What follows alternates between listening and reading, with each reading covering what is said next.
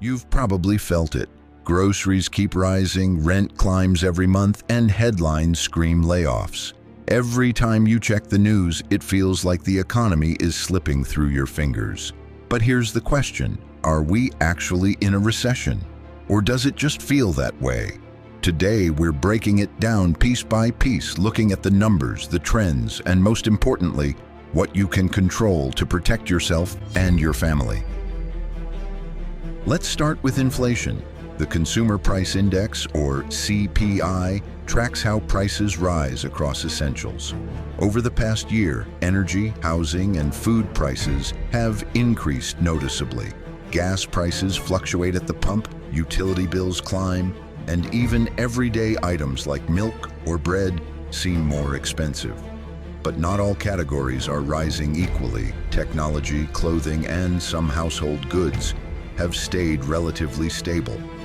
The overall inflation rate doesn't capture the emotional weight of what we see in our own wallets. And that's why it feels worse than the numbers alone suggest. Your brain notices groceries and gas first. This is called salience bias.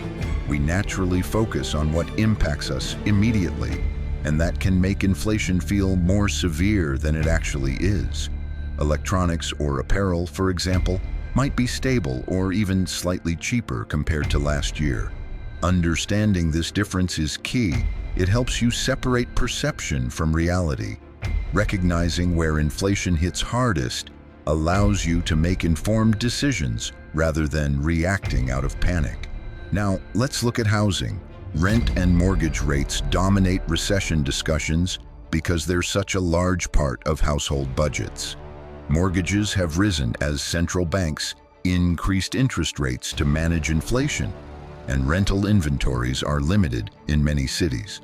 This combination can make the market feel like it's collapsing, especially when your own rent or mortgage increases significantly. Housing rarely collapses everywhere at once. Certain regions may see price adjustments, while others remain stable or even grow. For most people, the issue is affordability pressure, not a total market failure.